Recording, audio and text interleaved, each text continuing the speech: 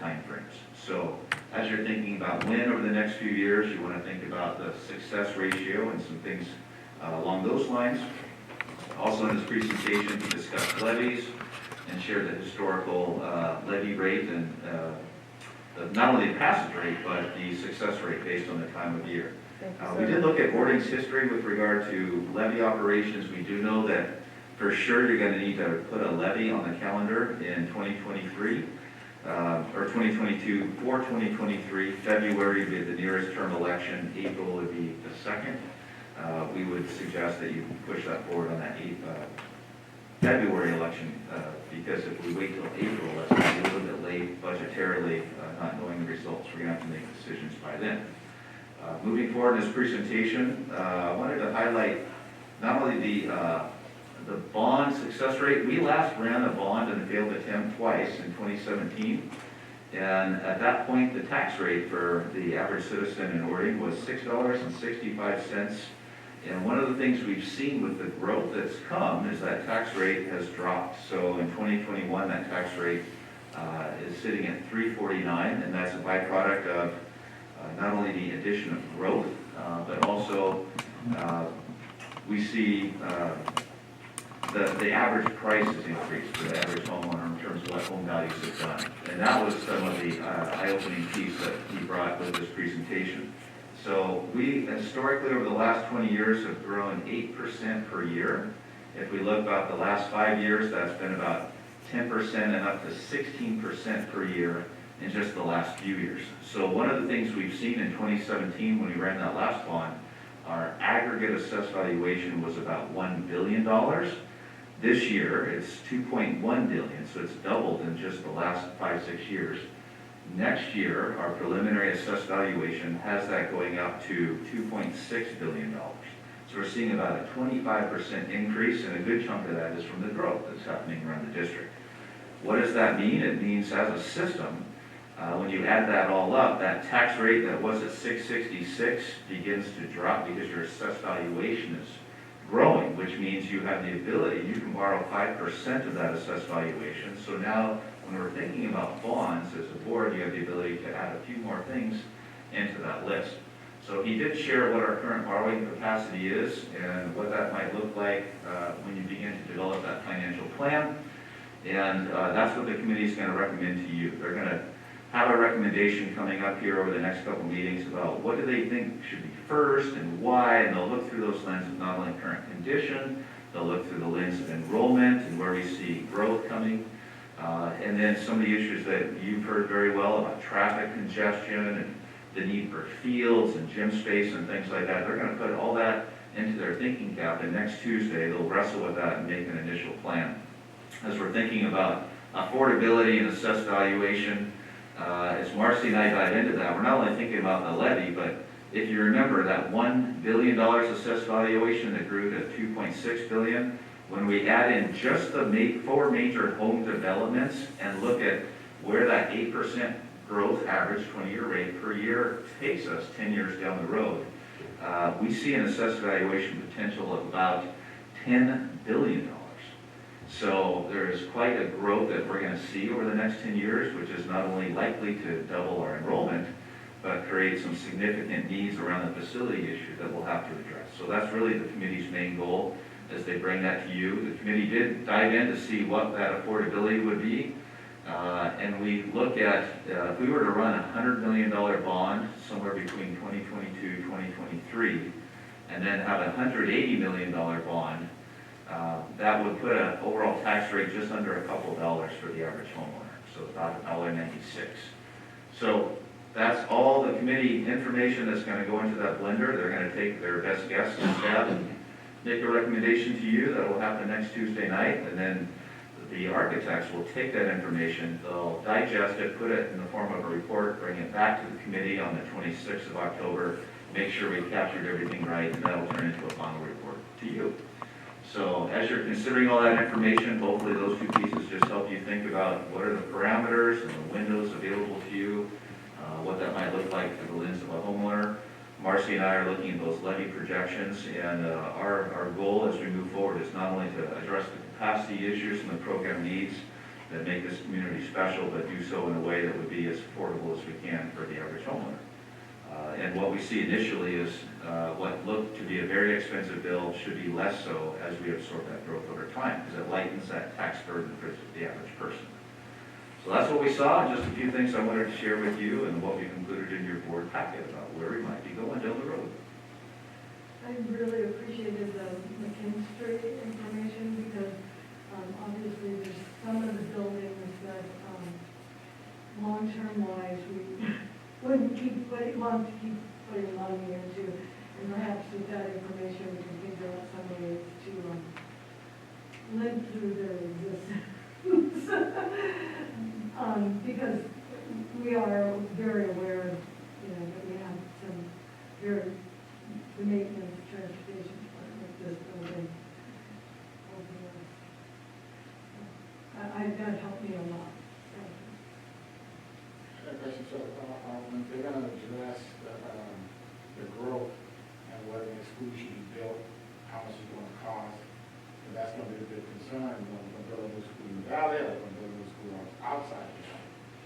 Yeah, so a couple factors into that equation. One is, what is our standard of care? Do we value elementary schools that are smaller in size, 500 or 600, or do we value 1,000 or 1,200 students? And that's gonna, so the size of the school drives a little bit of the space that you're gonna need and what those costs look like. And the committee will definitely be looking at favoring smaller schools. So I'd say the ideal size of an elementary school no bigger than 600.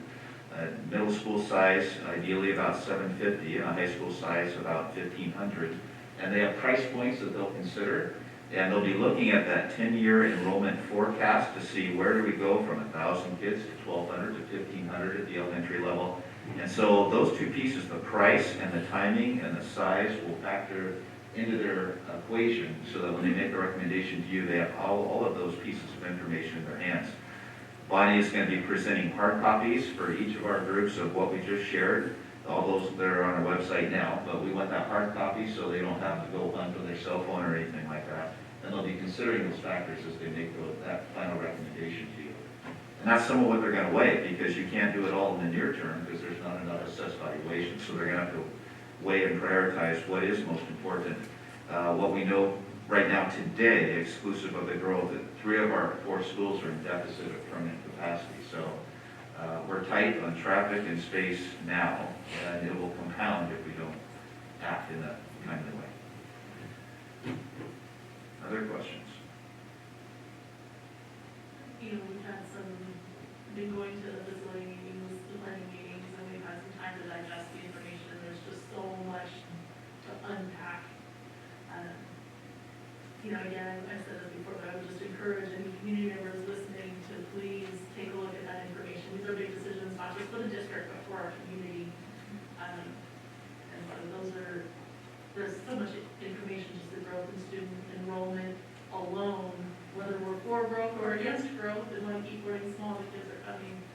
At our facility conditions, we have such a phenomenal maintenance team, but some of the, like you were saying, the electrical systems and building repairs that just there's no longer parts available. Like as good as our maintenance team can be, and as much as we can invest in that, in remodeling, repairing, and refurbishing, there's an end point for the lifespan of those systems, and so they have to be addressed in some capacity.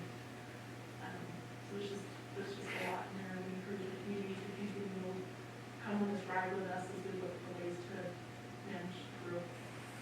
And the growth is coming, so we can't stop. It's coming. The houses will be built, and that's in the sporting school district range. So we have to serve those kids are building. We can stay small, or we can grow, stay small, whether this might take us over. You don't know. Right. We got to think about that too. The fascinating thing, one of our community members just referenced a lack of commercial property. And when we look at the forecast, Marcy and I, what we're seeing is that 4 to 5 years from now, our assessed valuation will be larger than the Tukwila School District, which is ripe with commercial property. To your point, Director Holland, that growth is coming, and it's coming quickly. And it'll really accelerate that assessed valuation, which on the one hand will lessen that tax burden for the average person as that growth comes in, and allow us to catch up potentially with lawyer support and community support, catch up on some long-awaited needs as well as get out in front of the growth. And so it gives us a chance to dream and think about what kind of programs do we want for students down the road? What can we build and create and make?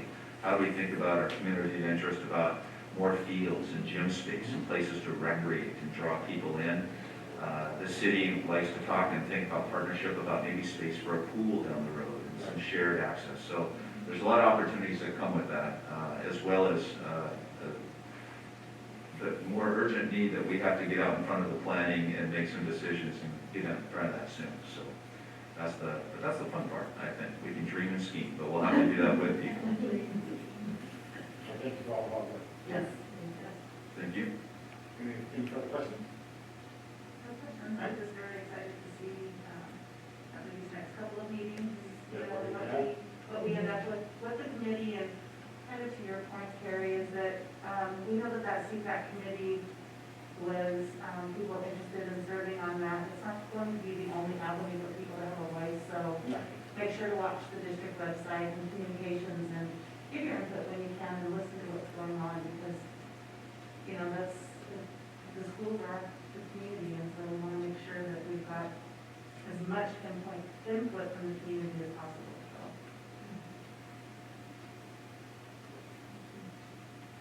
Thank you.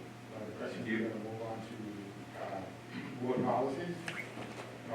First read on the board policies. Have any questions? If you could please forward them to Bonnie so she can get those answered in a timely manner. I just did want to say that this doesn't affect the policy tonight. I just wanted, I was reading 2108 PP about the LEA and OMS and OHS, because it says it's K through 12, and I would like to hear more about how we give remedial assistance to at OMS and OHS. I have a little bit better idea of the high school because of the tour, and we got to hear about the credit retrieval and all that, but I don't really know about that at the middle school. It doesn't affect the policy itself, I just, it made me realize that I would like to have more information. And so more information about the lab program and what that looks like. And I think Secondary. Secondary. at our regular board meeting coming up this month, as part of that presentation on guaranteed viable curriculum, we'll do that with the overarching lens around intervention. And you'll hear from Christy as well as Aaron about the 6 components we're thinking about when we think about intervention. And so we'll be able to touch base on some of those nuggets, I think, at that point in time, if that would be helpful. Great. And then the CFAC work, I don't think it'll be ready by the November board workshop, but I do think that presentation should or could be ready by November 10th. So we'll look to bring those things forward, and they're sitting in the room, so we'll have a touch base on the intervention idea, what that looks like at our next meeting. All right. Go on to the second reading board policy consideration. Irene. Has got it all done. It's a lot. 6 hours, that's all right. Right.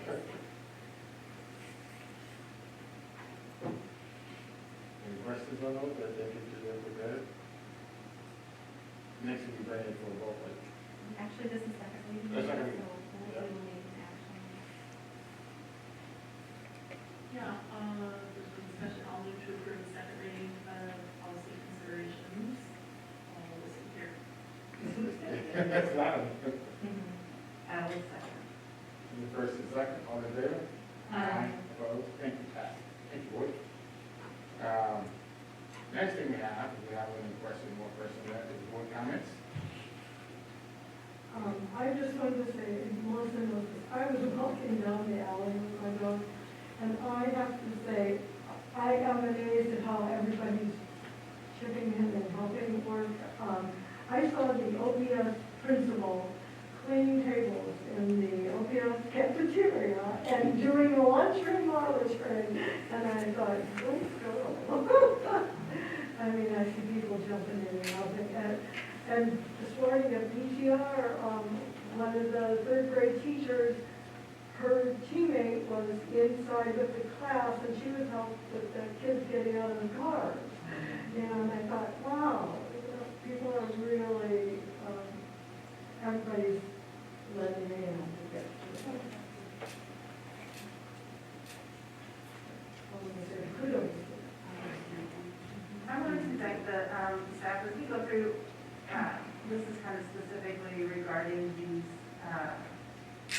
the board documents, the readings, the policy considerations that we go through, and I know we have a lot, and we kind of put it off again and then came back to it, but there was a lot of them that I have a lot of questions on, and wanted to see a little tweak of some kind, and I just want to say that I'm grateful for the school district staff that actually considered what's being questioned or offered or taken, we maybe use a different word. So just thank you to everybody out there who, as we're looking at these policies and trying to make them relevant to what we're looking for in our education for the students, that they are actually mightily considered, and I just really appreciate that. Yeah, I want to say ditto, I saw the one change. Yeah, I really appreciate that people are really working collaboratively on those. Get back to you quickly, I like that. We'll lead you back to the, thank you guys. Thank you. Yes, we recognize the hard work and the thoughtfulness in the recommendations. Anything else? for the board? Okay, you're all good? Okay, we're gonna join the meeting at 6:30. You guys have a good day. You folks are anxious to see the Seahawks game, I know, so they're No, we're not. not disappointed with the short.